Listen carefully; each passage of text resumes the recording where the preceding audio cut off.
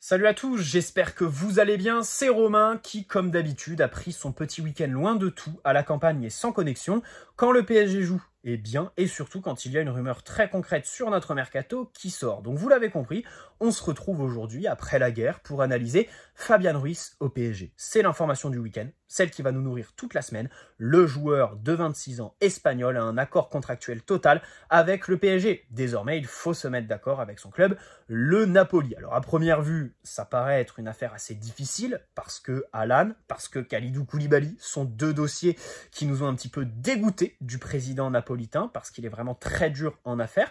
Mais là, ça paraît assez ouvert à première vue. D'abord parce qu'il reste qu'une seule année de contrat à racheter, ils peuvent pas avoir une demande démentielle, ils sont ouverts à un départ et surtout parce que il n'y a pas qu'un transfert sec qui est sur la table. Un échange de joueurs peut s'envisager avec, entre autres, Keylor Navas et Abdou Diallo qui intéressent en retour le Napoli. C'est une exclusivité du Corriere dello Sport, un média transalpin italien qui a pour habitude de pas être très fiable. C'est pour ça que quand l'info est sortie, ça n'a pas été relayé tout de suite. On l'a vraiment pris avec beaucoup de pincettes. Par contre, dans l'heure, Fabrizio Romano a confirmé. Et puis après, en fin de matinée, tous les médias français étaient sur le coup. Ils se sont levés le matin. Ils étaient au courant de rien du tout. Personne n'a annoncé Fabian Ruiz. Et à midi, comme par hasard, l'information entre-temps est sortie en Italie. Ils connaissaient mais tous les détails du deal. Tout, les tenants, les aboutissants. RMC, l'équipe et tout ça. En plus de faire de la paraphrase des médias internationaux. C'est le grand classique cet été. Nos médias nationaux sont complètement perdus. Totalement, l'environnement PSG est plus qu'opaque en manière de presse et de journalistes. Et puis derrière, ça fait toujours marrer de les voir te donner tous les détails, les salaires, les durées de contrat, les offres, alors qu'il y a 2 heures, les mecs, ils étaient à la rue complètement, ils étaient incapables de te sortir le nom. Donc bon, ça je le cite tout le temps, c'est encore le cas. On est sur un scénario un petit peu pareil, c'est-à-dire que le joueur fuite dans la presse à un stade avancé des négociations. En l'occurrence, là, c'est accord avec le joueur au niveau contractuel, même si avec le Napoli, il reste encore des négociations. Donc, il y a fort à parier, et je mets une grosse pièce sur le fait qu'on va avoir le même dossier qu'avec Ekitike, Renato Sanchez ou Vitinha. C'est sorti. Ça a annoncé tout de suite, ça s'est enflammé, ça y est, Fabian Ruiz est parisien. Ça va se refroidir pendant quelques temps, parce que avec le Napoli, ça va négocier, Luis Campos va être assez dur. Il y a aussi d'autres dossiers comme la défense centrale à mener. Et puis, un beau jour, on va se réveiller, ce sera bouclé dès le lendemain, il aura passé sa visite médicale, signé son contrat à la Factory. C'est le scénario qu'on connaît tous cet été, on semble se diriger vers cela. Alors, pour le joueur, ça parle d'un contrat de 4 ou 5 ans en fonction des sources, et un salaire de 5 millions net. C'est un salaire qui est quand même assez conséquent, on va pas se mentir, mais pas autant que ceux que touchent Herrera, Paredes ou Wijnaldum, bien évidemment. Pour un joueur de 26 ans, c'est assez correct, lui donner 5 ans de contrat, on va pas cracher dessus parce que il est dans la fleur de l'âge, et c'est bien sûr un des points forts de ce dossier. On part aujourd'hui sur une équation entre Naples qui demande 30 millions d'euros et le PSG qui en propose que 25 pour l'instant. On ne sait pas si le club a fait une offre formelle, et selon certaines sources, c'est pas 25 millions à proprement dit, mais 20 plus 5 de bonus. Et enfin, la possibilité d'un échange. Pourquoi? Parce que depuis quelques semaines, Abdou Diallo est lié à Naples pour remplacer évidemment Kalidou Koulibaly qui est parti. Abdou Diallo, défenseur gaucher, qui est quand même assez bon. Pour Naples, ce serait vraiment un très bon coup et que le PSG évalue justement à 25 millions d'euros. Donc, l'hypothèse d'un échange avec Fabian Ruiz, je pense que Naples, ils voudront pas faire un échange sec, Abdou Diallo, Fabian Ruiz. Il faudra peut-être rajouter 5 ou 6 millions qui seraient, on va dire, anecdotiques ou symboliques, par exemple. C'est comme les mettre en janvier à 6 mois de la fin de son contrat pour satisfaire le Napoli et s'assurer le joueur avant qu'il soit libre et qu'il y ait beaucoup de clubs sur lui. Tu vois ce que je veux dire, bien évidemment. Concernant Keylor Navas, là, je suis très tranché. Christophe Galtier a tout de suite annoncé son choix. C'est Donnarumma le numéro 1. Et il est vrai que Keylor Navas numéro 2, c'est une assurance. Ok, mais de l'autre côté, en fait, c'est lui manquer de respect. Aujourd'hui, les gens ils disent « Ouais, Navas, vous voulez le vendre, vous le respectez pas. » Bah non, en fait, on est objectif. Il y a un entraîneur qui a fait de Donnarumma le numéro 1. T'es pas entraîneur, donc tu peux pas remettre en cause ce choix. T'es obligé de faire avec ça. Tu peux remettre en cause le choix, mais il est fait. Et aujourd'hui, Keylor Navas, c'est numéro 2. Donc pour moi, le respecter, ce serait le faire partir. Qu'il soit titulaire dans un club qui joue une coupe européenne, où il y a de l'ambition, une bonne ambiance, des supporters avec qui il pourrait nouer une vraie relation comme il l'a fait au Parc des Princes, et où il s'éclaterait tout simplement, parce que Keylor Navas, il a encore évidemment des réflexes, c'est un grand professionnel, et même malgré son âge, il peut apporter à n'importe quel club aujourd'hui sur la planète. Par contre, se pose un autre problème. Si Keylor Navas part, Et ça, c'est toute l'équation. Je pense que le dossier des gardiens, si Keylor Navas part, on va se mettre une belle épine dans le pied. Hein. Parce que s'il part, il est hors de question que ce soit Sergio Rico le numéro 2. Hein. Il faut absolument recruter quelqu'un. Voilà. Parce que, voilà, on a fait partir Alphonse Areola. Bon, en même temps, il voulait pas du poste de numéro 2, ça peut se comprendre. Mais là, faudra recruter. On peut pas faire avec Sergio Rico qui est nul. On l'a prêté à Majorque. Le mec a démarré titulaire en janvier. En mai, il avait battu tous les records. Hein, voilà, il prenait quasi tous les tirs cadrés il les encaissait. C'était au fond des filets. Et il s'est même fait reléguer sur le banc.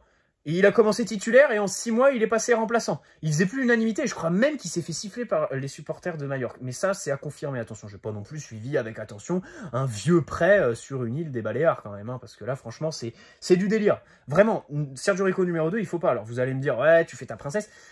De l'autre côté, Luis Campos, visiblement, il aime beaucoup recruter. C'est vrai que c'est une de ses caractéristiques. Hein. Là, on le voit. Ça fait quand même beaucoup de joueurs qu'on recrute. Et visiblement, il y en aura 3 autres avant la fin du mercato. Ça fait quand même numériquement un beau mercato. Donc, Keylor Navas, évidemment qu'il faut, pour moi, le faire partir aujourd'hui. Le problème, c'est le salaire. Parce qu'il touche, je crois qu'il touche 10 millions, tout pile. Je crois qu'il est à 10 millions, ou peut-être qu'il est passé à 12 avec sa prolongation. Décision stupide, prolongation, et un mois après, tu signes Donnarumma. Incompréhensible comme d'habitude. Mais bon, le Napoli, ça peut être une bonne idée pour lui. Même si dans les médias aujourd'hui on dit que le dossier Keylor Navas est indépendant de Fabian Ruiz. Et puis pour Abdou Diallo, en fait le problème d'Abdou Diallo, je me dis, Abdou Diallo il lui reste 2 ans de contrat. C'est pas quelqu'un qui va te la mettre à l'envers. Il est bon dans la communication, c'est vrai qu'il a une bonne mentalité. Que Thilo Kehrer, on le sait très bien, tout le monde le sait. Il y a une opportunité pour lui de jouer la Coupe du Monde, donc tu dois en tirer profit cet été pour que lui ait l'ambition de se casser. Voilà. Et surtout, il est en fin de contrat en juin 2023. L'année prochaine, Thilo Kehrer, il ne prolongera pas. Il va prendre la grosse prime à la signature et aller dans un club qui va du coup le rincer. C'est sûr et certain. Hein. C'est comme ça que ça va finir. Alors qu'aujourd'hui, on peut en faire une dizaine de millions d'euros. Voilà, c'est plutôt bien payé. 10 millions, 15 millions pour Kehrer parce qu'il sort d'une saison assez correcte. Même si, bien sûr, le peu de matchs qu'il a fait au poste de latéral droit, c'était catastrophique, je vous l'accorde. Après, dans le système de défense à 3, Diallo comme Kehrer ont quand même des perspectives. Mais perso, je préfère Abdou Diallo. Et surtout, si on recrute pas, en fait. Parce que là, aujourd'hui, on s'intéresse à Skriniar. Mais le mec, ça va faire 2 mois qu'on s'y intéresse.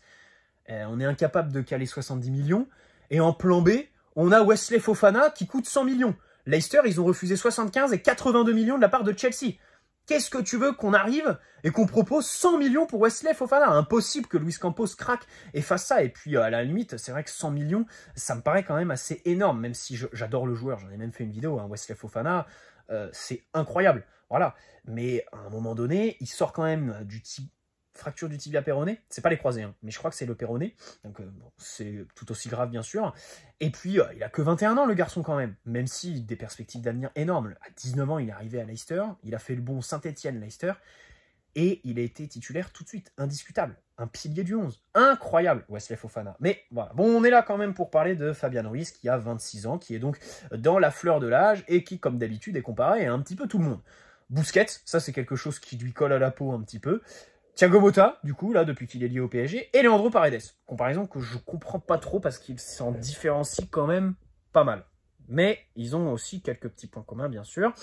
Bon, déjà, toutes ces comparaisons, on va les annuler. Thiago Motta, il faut arrêter avec ce mythe complètement stupide de son remplaçant. Voilà.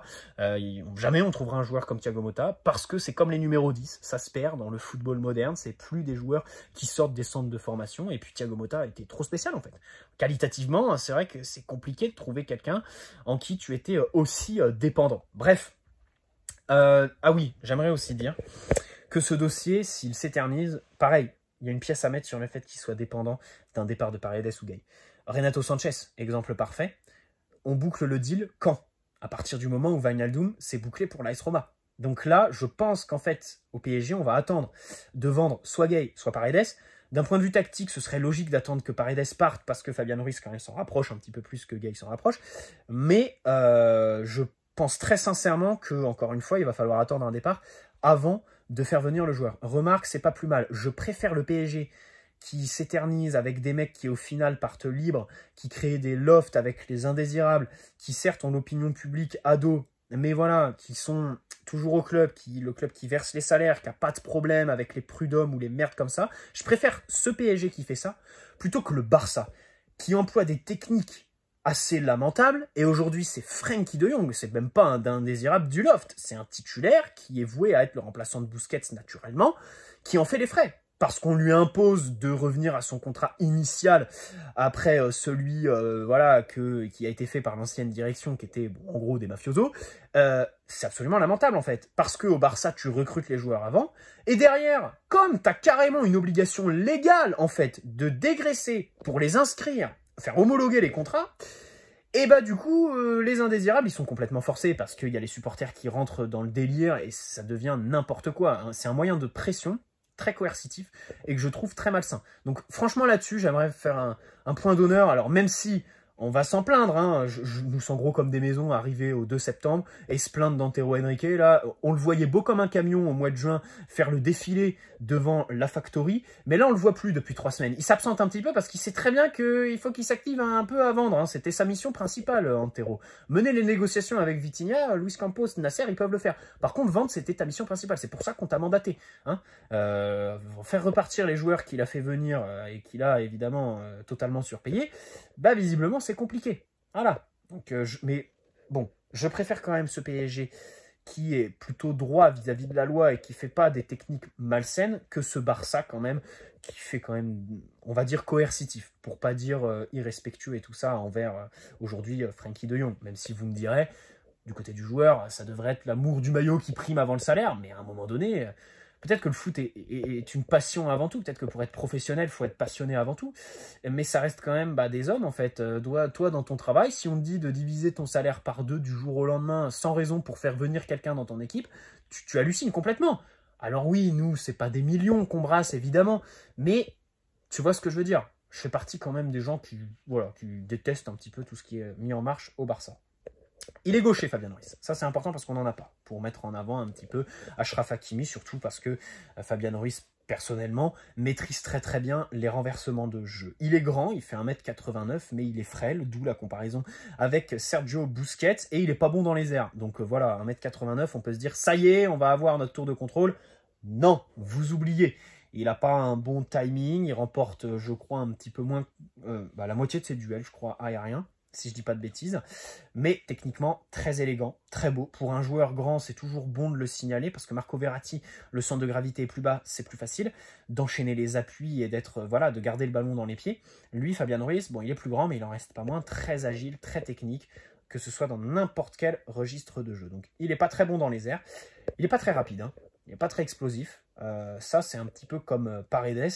Voilà, hein, parfois tu peux avoir un petit peu d'attentisme, de nonchalance observée, même si, grosse différence avec Leandro Paredes, Fabian Ruiz peut porter le ballon.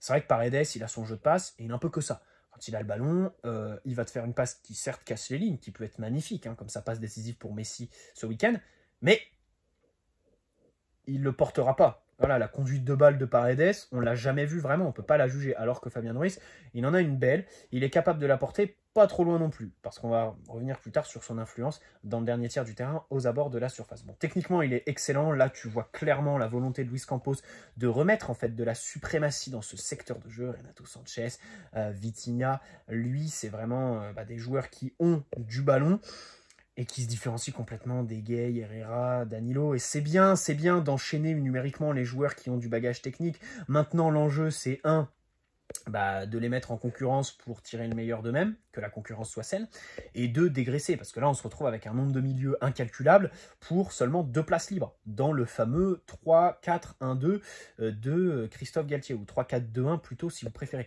Mais voilà, c'est vrai que c'est un petit peu compliqué aujourd'hui avec le nombre de joueurs qu'on a. Et puis pour ce qui est du milieu grand athlétique qui était annoncé dans la presse, finalement je pense que ça va être Danilo qui va jouer ce rôle-là, puisque Fabian Ruiz en est l'antithèse parfait. Hein. C'est pas du tout ce profil recherché. Bon, on l'a vu de toute façon au Santiago Bernabéu contre le Real Madrid. À part tes titulaires, dans ta sortie de banc, tu avais personne, tout simplement personne, sur une physionomie comme ça où tu dois avoir le pied sur le ballon, faire tourner, temporiser. Là, ça va faire du bien d'avoir ce genre de joueurs. Et en plus, année de Coupe du Monde, ils vont pouvoir se suppléer les uns les autres. Voilà, par exemple, un Renato Sanchez ou un Marco Verratti pourront souffler Fabian Ruiz. Moi, Fabian Ruiz, franchement, très franchement, je le vois comme comme le remplaçant de Marco Verratti. C'est lui qui va un petit peu compléter, suppléer Marco Verratti quand il sera suspendu, blessé ou je ne sais quoi.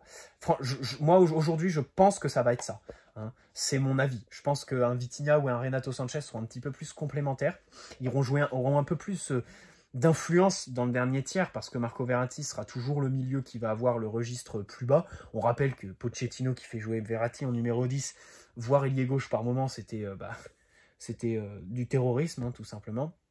Et bien sûr, là aujourd'hui, il a vu, hein, Pochettino, il s'est ravisé. C'est vrai qu'il l'a fait durant ses 6 premiers mois, mais cette saison, dans les grands matchs, Marco Verratti était sentinelle. Et je pense que c'est là qu'il faut l'installer.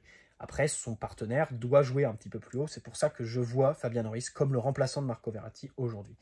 Après, ça fait un petit peu cher à 25 millions le remplaçant. Bref, il casse les lignes. Toujours verticalité, porter le ballon, hein, il se rapproche encore une fois des 2 autres milieux qu'on a recrutés. Les renversements, il est très très bon. Et ça fait plaisir d'avoir un gaucher parce que, en réalité, aujourd'hui sur le terrain, en tant que gaucher, t'as que Presco, quoi. Et Presco, il fait pas du tout de renversement. Donc Fabian Ruiz, gaucher qui peut renverser le jeu, ça va faire du bien pour mettre en avant un Achraf Hakimi par exemple. Et puis contre les blocs bas de Ligue 1, on sait que c'est un registre de jeu, un circuit de passe qui peut être très très intéressant. Il résiste bien à la pression avec ballon, les équipes qui vont venir, il va pouvoir rester assez solide sur ses appuis. Il est grand, parfois il est à la limite de perdre le ballon, mais comme il a des grandes jambes et de bons appuis, il réussit à s'en sortir quand même. Il perd un petit peu en élégance, mais en efficacité, il reste à son même niveau. Bien sûr, dans le dernier tiers, il a une très bonne frappe de balle, il met des beaux buts, mais hors de la surface. Dans la surface, il ne faut pas trop compter sur lui. Hors de la surface, il est capable de te faire une dernière passe ou une frappe magnifique, avec d'ailleurs toutes les surfaces du pied. Puissante, intérieur du pied, extérieur, enroulé, avec de l'effet et tout ça. Il est vraiment très très bon, belle palette, vraiment à la finition sur les frappes de loin. Donc ça fait plaisir, même si il ne va pas non plus aller dans la surface. Comme là, tu peux penser à Vitinha, par exemple, sur le but d'Achraf Hakimi, sur l'occasion, d'Achraf Hakimi, lors du Trophée des Champions. Vous saviez, en tout début de match, où Vitinha se retrouve dans la surface avec le sang-froid pour faire une passe bien dosée et mettre en bonne disposition Achraf Hakimi pour pouvoir tirer. Il court beaucoup, hein, Fabian Ruiz, il avale quand même beaucoup de kilomètres, ça fait plaisir. Il a un beau volume de jeu, c'est très bien. C'est un bon contre-presseur, même si tout ça, on va le nuancer parce que le Napoli a un jeu qui se différencie vraiment du PSG. Quand le ballon est perdu dans sa zone, il va jaillir sur le porteur et il peut récupérer pas mal de ballons. Ça, c'est une bonne qualité que Marco Verratti a. Encore une fois, en fait, là-dessus, il ressemble à Marco Verratti. Un genre de milieu aboyeur qui va faire le contre-pressing parce que Vitinha, Renato a parfois la flemme et Vitinha a tout simplement peut-être pas le bagage en termes de coffre pour le faire. Mais Fabian Ruiz là, et ça fait plaisir. Bon, bien sûr, il a des défauts, comme je l'ai dit, dans les airs, il n'est pas forcément très très bon. Et il peut choisir ses matchs. Voilà, il a 26 ans, c'est vrai que parfois il y a un petit peu de l'irrégularité. Là, au PSG, numériquement, on est très très bien. Il va pas falloir que lorsqu'il a du temps de jeu, il se mette à jouer dans un fauteuil, en pantoufle, comme peut faire Leandro Paredes aujourd'hui. Et surtout, en fait, la plus grosse interrogation que je me pose, c'est qu'aujourd'hui, Naples, il joue dans un jeu très spécifique. C'est un jeu placé, très compact, 2 lignes très resserrées. Ça bloque l'axe pour attirer l'adversaire vers les ailes et du coup le bloquer et aller chercher une touche ou je ne sais quoi. C'est pas du tout une physionomie que le PSG fait. C'est pour ça que Fabian Ruiz, dans un PSG un peu coupé en deux, on va pas se mentir, même si Messi et Neymar, jusque-là, s'investissent très très bien dans le pressing et dans l'équilibre de l'équipe, tu restes quand même dans un double pivot. Fabian Ruiz, c'est plus une pointe basse d'un 4-3-3, ou alors un relayeur, que ce soit à gauche comme à droite d'ailleurs, il est capable d'évoluer sur les deux côtés, ça c'est un point fort et de la polyvalence. Mais dans le double pivot, je me fais quand même j'ai quelques questions, interrogations, réserves sur sa capacité à jouer en double pivot et jouer dans une équipe autre que la physionomie imprimée par le Napoli, surtout que la Ligue 1 est un championnat qui, je pense, n'est pas forcément idéal pour lui. C'est-à-dire que c'est plus quelqu'un peut-être pour la Serie A, bon ça il a prouvé, ou alors la Liga, c'est un Espagnol bien évidemment. Donc là-dessus, j'émets quand même quelques réserves. Attention, hein, c'est pas le milieu qui me hype le plus cet été. Et puis vous savez très bien, je parlais du Barça dernièrement, enfin, là, plutôt dans la vidéo, je reste sur Frenkie. Hein. Et voilà, il faut absolument foncer sur lui. Il y a quelque chose que je voulais rajouter, mais je l'ai perdu en fait, complètement. Je suis désolé, peut-être que j'y repenserai et que du coup, ce sera dans la prochaine vidéo. Mais voilà, j'espère qu'elle a été assez complète pour Fabian Ruiz. Le profil est très bon. Personnellement, je le vois comme le remplaçant de Marco Verratti, comme je l'ai dit. Mais encore une fois, dans le double pivot, dans le registre de jeu du PSG et en Ligue 1, là, j'émets quand même quelques doutes. Après, il est fiable, hein, je crois qu'il a fait quelques 3000 minutes cette saison, ça fait plaisir. Donc voilà, on espère que ce dossier va se boucler, parce que c'est vrai que ce serait quand même une belle affaire, bien évidemment. Hein, en sortie de banc, c'est très bien, parce qu'au PSG, la réalité... Ah, c'est ça que je voulais dire, voilà. L'histoire des changements, en fait. Depuis le Covid, on sait qu'il y a 5 changements désormais par match, et donc tu peux entrer dans un jeu de chaises musicales, de surenchère avec l'adversaire. Quand l'adversaire a fait 5 changements, c'est difficile, toi, de te limiter à 3 changements. Parce que tu te retrouves avec un déficit, en fait, de 2 joueurs qui sont frais chez l'adversaire et qui, chez toi, ont les minutes dans les jambes, quoi. Tu vois ce que je veux dire? Donc, là-dessus, il faut assurer. Bref, bonne soirée. N'hésitez pas à poser un like si cette vidéo vous a plu, vous abonner si ce n'est pas déjà fait. Et puis, on se retrouve très, très prochainement, le plus vite possible. Cette semaine, on va essayer de faire pas mal de vidéos. Et puis, samedi prochain, bien évidemment qu'il y aura le débrief de PSG Montpellier. Allez, bonne soirée, les amis. Ciao tout le monde. Prenez soin de vous avant tout et allez Paris.